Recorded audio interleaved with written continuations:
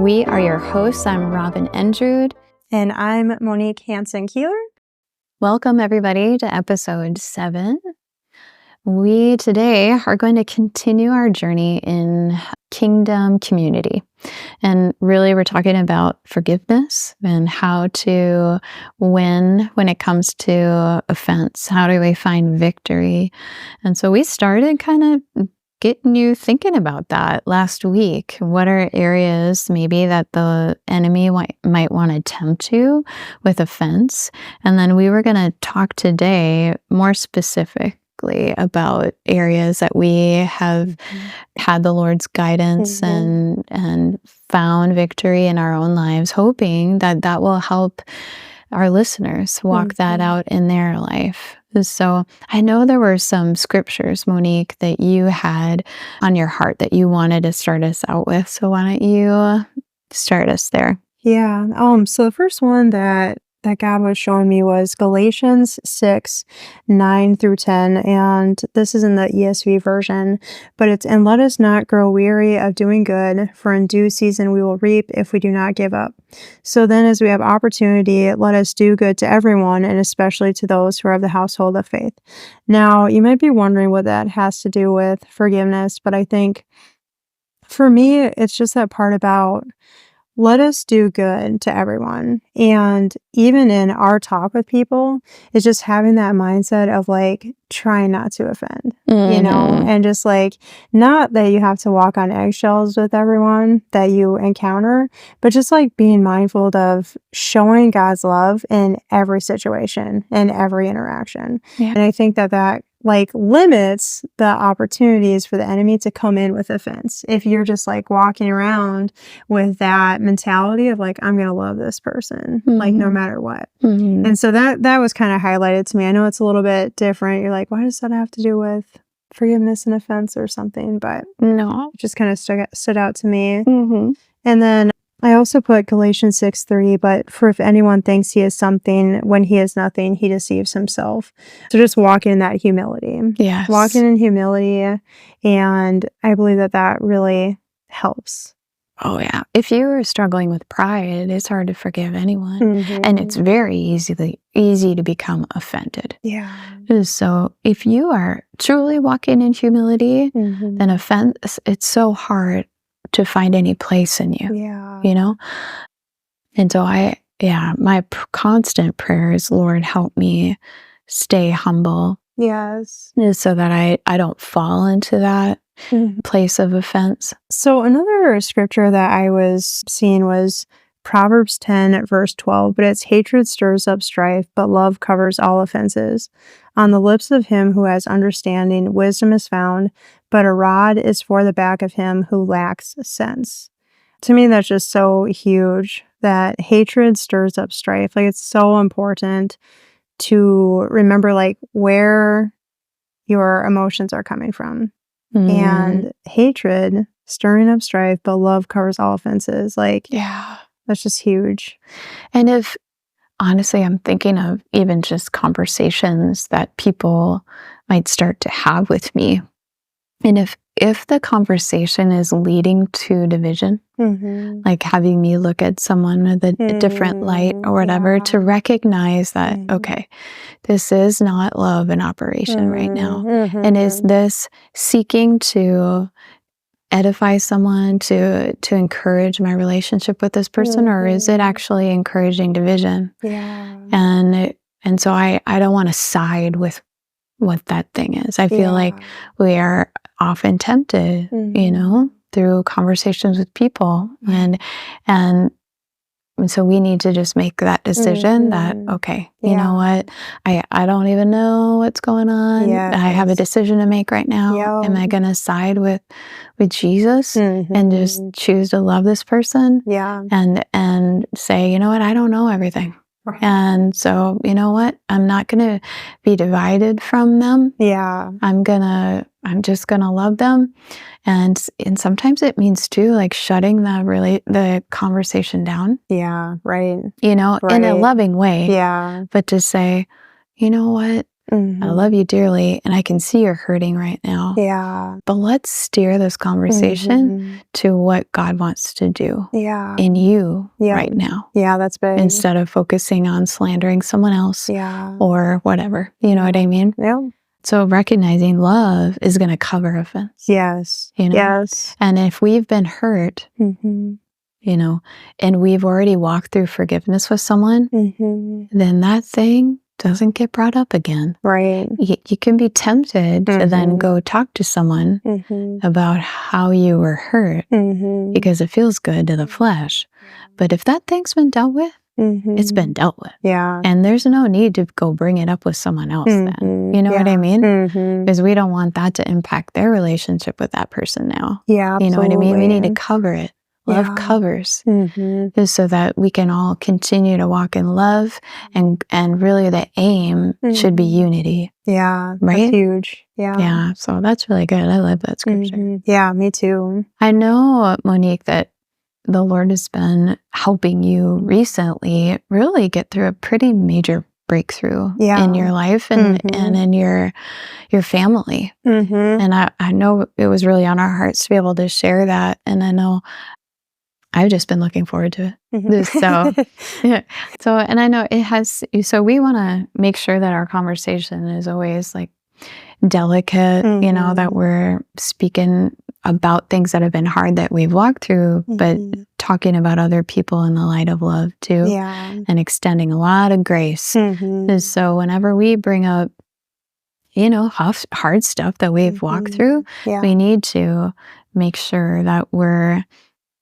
letting our listeners know that, hey, just because we've maybe been hurt and we had to walk through something, that we love those people, you know, and we just need to show you the rawness, so other people can go, oh, you know what, I can relate with that, and I can now take that and grow, and recognize that, oh, all those yucky things, that it's not just me walking through that. You know, and that what God can do in those situations. So why don't you tell us, I know it all begins with you kind of getting married and now having a mother-in-law, you know, walk us through kind of what that was like at the time you and Gary were getting married. Yeah. So Gary and I, we've been married for 16 years, almost 16 years. And in the beginning, it was a really good friendship that we had.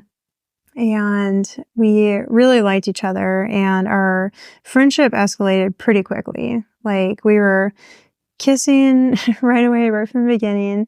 And when you're raised in a Christian home, it can be hard to, you know, you don't want to mess up. You don't want to have sex before you get married. And that was really like our heart's intent, was that we didn't want to fall into sin. So really, marriage was put on our hearts pretty much right away. I mean, it was pretty quick. You know, I think we were married probably about 9 months or something after we got engaged. Okay. And probably within 2 years of dating. Okay. So, you know, if to a Christian household, that's a long time though. Yeah. Like, honestly. So Gary and I, we spent a lot of time at my parents' house. So they got to really know us very well, and they saw our relationship progress very quickly. Yeah. And they supported us the whole time. Like, my mom loves Gary, still does this day, and always did. Like, I always thought she liked him more than she liked me. So, hey. You guys can't see my facial expressions of it. Wow. Maybe she likes him better too, because he's editing this. Oh man. No, it's funny. But Gary's mom, she didn't get to see that progression like my parents did. Right. And so she kind of had this ideology or like idea of her boys would get married after going to school. So you graduate high school, you go to college, you get a job, then you get married. But seeing us wanting to make that choice of getting married and then go to college, that seemed off, you know, in her mindset, which I can understand as a parent wanting certain things for your kids. I do get that on this side. But going through that moment, it just felt like rejection to me. Yeah. And even though it had nothing to do with me as a person, I took that the whole time. I just took that as like, I'm not a good fit for their son. I'm not good enough for the family. That's just like how I felt. Yeah. And that's what I took on. Yeah. And that's how I chose to see it, because really offense is a choice. Yeah. Being offended by how people act is a choice. Love is a choice. I could have chosen to have grace for her in that moment and mercy because that was just her way of thinking for whatever reason. Maybe there was an opportunity, like maybe she wished she had done things differently. Who knows? Right. I can't judge that. Yeah. But what I do know is just how it made me feel. And it didn't feel good at all. I remember there was like one day specifically that she took us to a local restaurant and wrote a list of all the things that would make it hard for us to get married at that time. So like really wrote down a list of like, you have to pay for rent, and all this stuff. And for me, it made me feel like I was 2 inches tall. Like you don't trust me enough that I know that I need to pay for those things like rent, lights, I just felt like stupid, And so she's coming from the perspective of being a landlord and she's seeing a lot of people our age fail miserably in providing for their family. And she would see a lot of people would get pregnant right away. And then all of a sudden, all of those finances are coming into play and you have to, pay for this and that. And I get it. I really do get it now, that perception and the lens that they were seeing things through. Because as landlords, you see a lot. Yeah, I am sure. But I felt like it projected on me. And quite frankly, I am one of the hardest working people that I know, self-admittedly, but I think a lot of people around me would say that too. I have an extremely high work ethic and work drive. That's just something that God has given me, like a passion to do things well and to earn money and provide for our family. I mean, that's something that's been really strong in me for a really long time. And now, don't get me wrong, that's not always good, and sometimes that can be perverted, and it has in my life, and that's for another episode probably. But Gary had similar drive too, but she didn't see that or recognize that in him. Like he had worked at a retail store and he didn't save up money. He put a lot of money into like movies and buying DVDs. And like when we were dating, he had his whole wall was full of movies. Like he's just passionate for movies and film.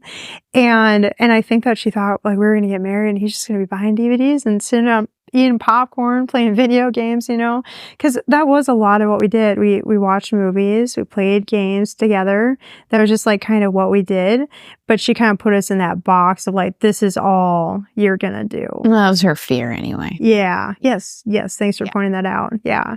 Yep. And so that fear then was like placed on us and it just felt really heavy. It felt really suffocating. Yeah. So it sounds like, she had a legitimate concern as a mother. And so fear was kind of creeping in. That was driving her then to try to have a conversation with you guys because she didn't want that for you. Yeah. But you then took it as she doesn't think very highly of me or us or doesn't believe in us that we can do this. And now I'm feeling rejected. Like she doesn't even want me to be a part of the family. And you can totally see how that could happen. Yeah. You could see it happening a lot of different ways. Yeah. On her side and your side, it just happened to be how the enemy twisted things that day and during that season of your life. And so then it really kind of set you up then for the first 15 plus years of your marriage of just having this hurt that lingered there and never got dealt with. How did that show up then in the years to come? All the time. Yeah. What did that look like and what kind of fruit came of that? Oh, it's horrible. Yeah, it was horrible. One thing too, just to know is, without getting into all the details of it too, but just another like painful thing that happened was like Gary's family went on this cruise, like the week before we got married. Mhm. And other people, like, the reason I was told I wasn't able to come was because we weren't married yet. But then another relative, which was his grandpa's son, got to bring his wife, and they got married the week after us. So again, that really spoke to that rejection piece. Mhm. And everyone around me knew how painful that was, because I just couldn't help but being like really hurt and take that really personal. Yeah. Like it hurt so bad. And I felt completely alone at home with my mom trying to plan like last minute details, and like not even being able to call Gary and like talk to him and be like, hey, this is coming up and this happened or whatever. And I remember my maid of honor at the time like referenced it during the speech at our wedding. It was like, Gary, don't ever leave on a cruise without her, because no one will ever hear the end of it. And Gary, I realized I used to put a lot of emphasis on being upset with his grandpa for that. But then like later I realized that a lot of it had to do with Gary's choice of like going on the cruise. And so him and I have come to a place of forgiveness in that area. Yeah. I've forgiven him, and he's had conversations with me that, you know, he really wanted to spend what he thought was the last kind of time with his family with them. And, you know, it really was true. That was the last cruise they ever did. 'Cause that was like a family thing that they would do every year. Yeah. As a thing that they did to just like bond as a family. And so, yeah, later he told me, he's like, I'm really sorry. Like I probably should have, you know, not, you know, and like spent time with you. But who knows? You know, I believe that God does work all things together for good. Yeah. And there was probably an opportunity, you know, that he had with his family that probably was good. Yeah. But how that kind of progressed later on for me, like feeling the unforgiveness and hurt. Talk a little bit about how your relationship was with your mother-in-law then after that, and how was it at family gatherings and that kind of thing? Yeah. So the hardest part was when I addressed her about all the things that I was feeling. Like when I went to her and said, this is how those moments made me feel. Like when we talked at Culver's and you wrote that list, like, this is how I felt. This is how I felt rejected by that. Like I kind of gave that opportunity to say like, hey, I'm sorry that I made you feel that way.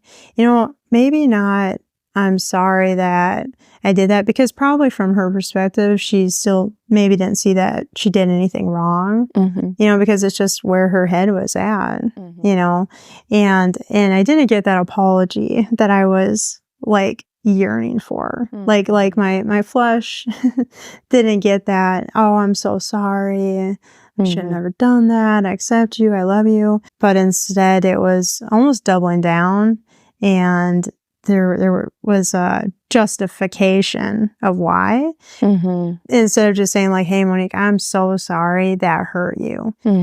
It was like, this is why I did it. And so for me, it just felt like, oh, okay, there is no true repentance here, you know? So it just made me further, like, I just like walked away being like, wow, that is really messed up. Like, that's how I felt. Like, it just like hurt me so deeply. And so then anytime I would see them after that, I would just continue to be hurt. Like everything that they did ended up offending me in some way. I'm just thinking about this, just a mental exercise. When we go back to that day at Culver's, did she do anything morally wrong? No. So, you know, in your mind at that time, she did. Right. You know? And so then when you talked to her, it was like, I want an apology because I still feel like you morally wronged me. And she then went into defense mode, you know, of, well, I didn't do anything morally wrong. This is where my heart was. You know what I mean? And, you know, I think a lot of people end up in that place, whether that's, you know, I mean, on a daily, you know, where it's like, okay, wait, did the person do anything morally wrong? And if they didn't, it's just something got triggered in me.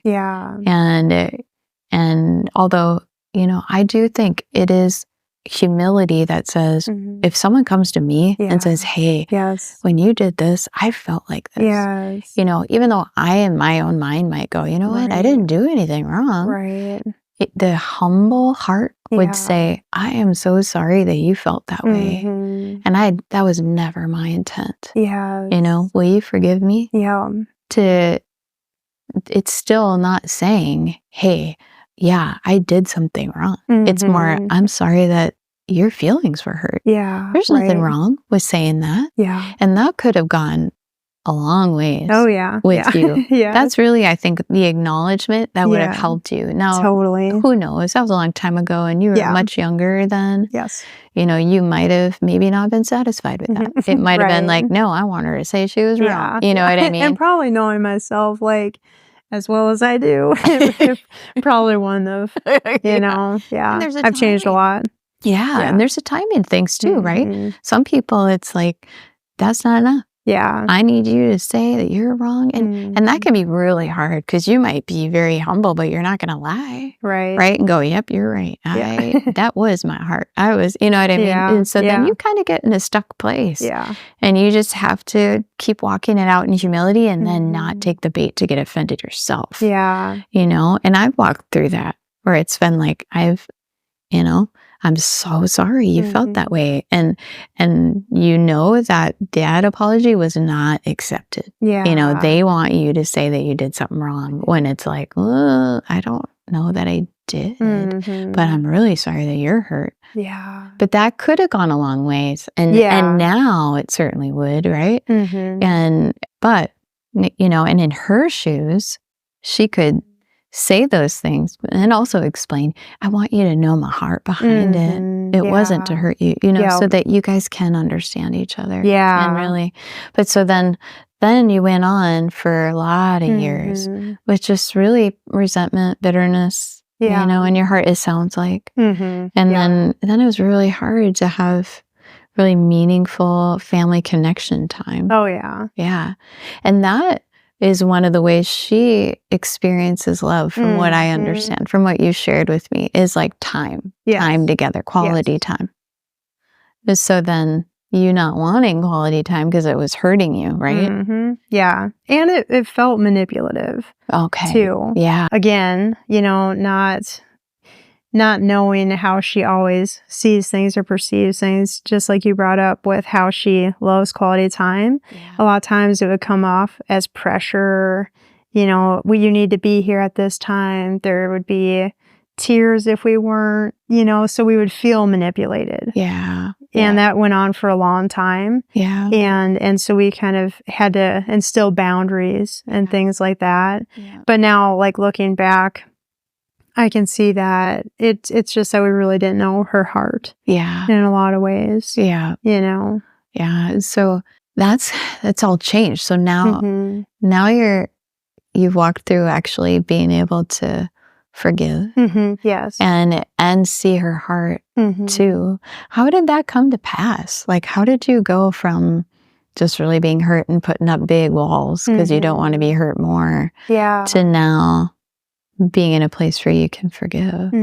Yeah. So there's a few things, like, things really got to a head kind of before we had River. There was just some comments that she made about a friend of mine that she just wasn't really, like, thinking through how it would come across. Like, sometimes people just say things and they don't know where people are at. And that's just that kind of being, I don't know, just like aware of people around you and maybe things that they're dealing with, and just being careful with the kind of things that we bring up to talk about with people. There are sensitive topics that I think sometimes need to be a little bit more guarded for people who are close in life. And so after that, kind of the wall kind of went even up higher. And there's even to the level of thinking, like, well, maybe we won't even have her be around River. Like, that was a definite concern that we were both, like, wondering about. And the Lord obviously dealt with me on that. And honestly, the Lord really worked in her during my pregnancy. It was pretty wild, actually. But she showed a lot of respect to me during that time. So after we had River, there was no pressure on her end to come meet her at a specific time. They were very like giving us space after that time, just allowing us to breathe and get in the groove of like having River and all of those things. Because when you have a new baby, I mean, I was at the hospital almost every single day for something, whether it was a weight check or chiropractor adjustment or, whatever. Right. And they showed a extreme level of respect to me, which I really was healing, honestly. And then just during that time, like, honestly, it was just the love of God and the fire of God that I started to experience.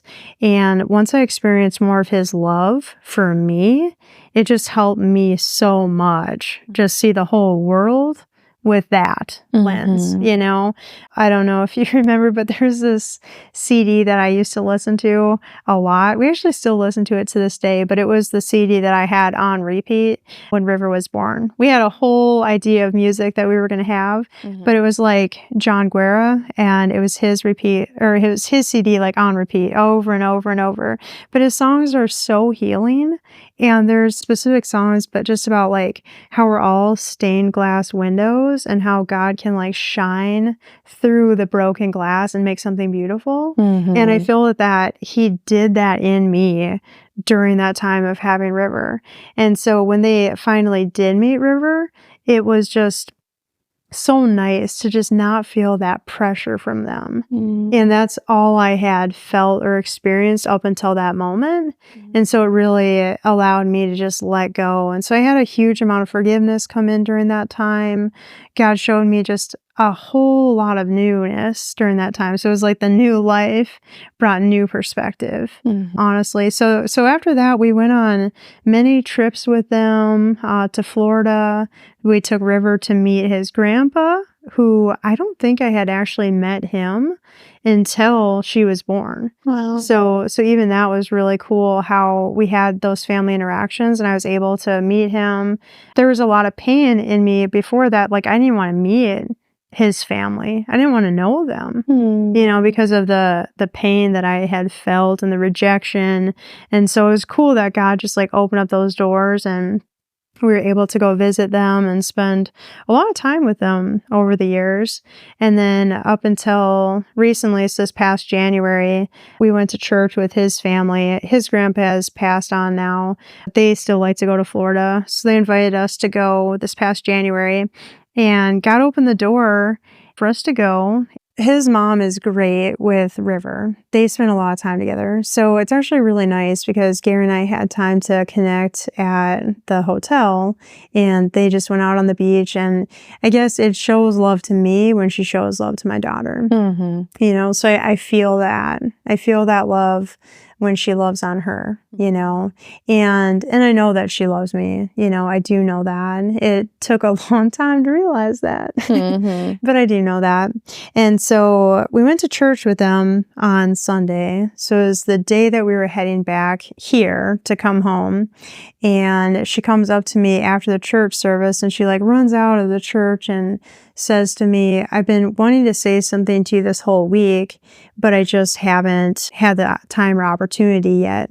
And then she said, I just want to ask for forgiveness for every hurtful thing that I ever said to you. And it hit me. And it was just so much to process that I couldn't really understand it all even because it was a lot to take in. So we went to a restaurant and we were sitting out on the beach and she was playing with River and I looked at Gary and I said, your mom asked for forgiveness for every hurtful thing that she ever said to me. And I just had tears streaming down my face because I felt like, wow, that's an amazing thing to hear. and God had been doing a lot of internal work with me in that area already. Yeah. But then like hearing that was just kind of like icing on cake, where it's just like, wow, what a gift from the Lord to like experience that. Yeah. So I felt really, really grateful. And, we kind of get to the airport, we fly back. I was having a lot of stomach issues that night. So I definitely wasn't in a place that, like, in my head, I was like, I want to write her a text and say, like, that really meant a lot. But I didn't. I was just having all that stomach pain. It felt gross. Just trying to get through the flight, honestly. Yeah. Even though I was like texting and stuff, probably other people, but I don't know. Maybe I couldn't even find the words. It was a lot to process, Yeah. And then when you get back here, like all the work comes back, gotta unpack, all those things. So I just kind of did not respond to that ever. Mhm. And so up until recently, when we had a conversation, you said like, hey, have you ever asked your mother-in-law for forgiveness for the things that you've said? Because I certainly haven't been perfect, and quite honestly, I was like a wounded animal a lot of the times, and I would just kind of claw back. I mean, my flesh was fiery. I've always had fiery flesh, and I've had a lot of pride in my life, a lot of things I've had to let down. And pride says, I want to be treated a certain way. I want to be looked at a certain way. All of those things. I realized that a huge part of my unforgiveness was pride. I mean, big time, And then I would talk to my friends about how I was hurt, like my bridesmaids and stuff, because it was like, oh, this hurts, And really, I kind of just kept spiraling down. But anyway, fast forwarding into now, I ended up messaging her recently and just, saying, hey, I'm so sorry for the things that I've done. And we've, ended at this good place. So I think that's so awesome. And I don't think your heart was ready really for that apology 10 years ago or 5 years ago, even probably. The Lord had been working some things in you, and to get your heart to the point where you could actually receive those words from her. And then, but it is important, and that was part of our conversation. We had recorded an episode talking about this, and then it kind of became evident that, hey, I don't think the testimony is really complete, because you received that, and I really think it kind of broke open your heart, to a new level of forgiveness, even when she released those words to you. And for healing to just come in, and you were so grateful, and I knew you were, but I just didn't see the work as complete because you hadn't looped back and really talked to her and admitted any fault of your own. Right. And that takes humility. Yes. Too. Yes. Right. Yeah. And that needed to happen so that you guys could grow together. And so I think that is just so awesome, so amazing. And we were able to talk too about how, just applying a different lens, even to her desire to want to have time with you guys, that like, hey, that sounds like her love language, and you've taken it as pressure. Yeah. But for her, it's like, this is how I love you. And this, and this is how I receive love. And even applying that lens gives you, different perspective. Yes. Now all of a sudden it's not manipulation. It's she loves us and wants to have time with us, and how helpful that can be, and praise God. Yeah, it acknowledges the heart in the matter. Yeah. And then when you see the heart, then you don't take it a certain way. Yeah. And you can still have like, she just sent like 10 different events that she wants to go to. And then really just like, okay, just put in a pause. Like, it's still okay to not do all the 10 things, Absolutely. but to know that the heart behind it is not an evil one. Yes. So it's like acknowledging that and still instilling, like, okay, well, this is what our family's going to do, It doesn't mean just because somebody wants something from you that you have to like pour yourself completely out for them either, That's in every relationship. Yes. Whether that's a friendship or whatever, but at the same time, you can acknowledge it to say, oh, we feel so loved that you have thought of us and Yes. put together all these different opportunities. We're going to pray about what is right for our Yes. family, Yes. and then we'll get back to you. Then at least she's acknowledged, right? Yes. And Yep. you've acknowledged her heart and whatever, and she can feel good about that. And then she knows you're prayerfully thinking about what makes sense for your family, right? Yep. But so I think that's so awesome. Yeah. So good. Praise God. Yeah. So much healing has happened in your Yes. guys' lives. Mm-hmm. So good. Yeah. Thanks, everybody, for joining us today on Hearts for the Kingdom. If you could leave a review on our podcast, we would so appreciate it. And if you could subscribe, that way you'll get an update every week when we release our new episode. Also, visit us on social media and like us on Instagram and Facebook.